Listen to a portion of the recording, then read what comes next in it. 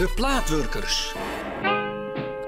Ja Willem, ik zit zelf vol met de muziek van de media. Ja, mooie muziek, live muziek. Ik heb plaat mooi.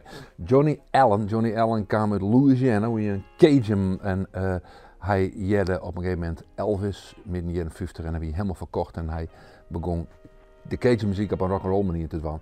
In 1971 nam hij een nummer van Chuck Berry op, The Promised Land, en in 1974 werd het in Engeland uitgebracht, is hoe hij er een hit mee heeft. Het zo draait op de radio, maar uiteindelijk wie er een oor die het nummer ik opnam, heel duidelijk luisteren naar hoe Johnny Allen het die. En je weet het al wie dat vanzelf, Elvis Presley zelf.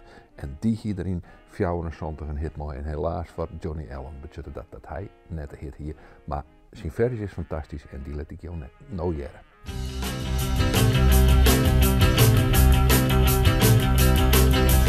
Left my home in Norfolk, Virginia, California on my mind.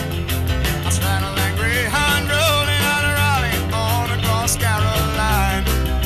We stopped in Charlotte, we bypassed Rock Hill, we never was a minute late. 90 miles out of Atlanta by sundown, rolling across the Georgia state. Right away I bought me a through train ticket right across Mississippi clean. I was on that midnight flight out of Birmingham, smoking in New Orleans. Somebody help me get out of Louisiana, help me get to Houston town.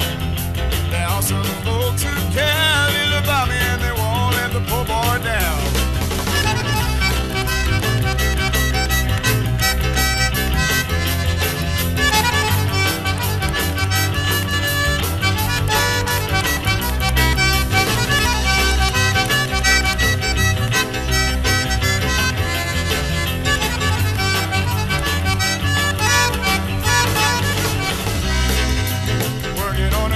Steak, I got it flying over to the Golden State.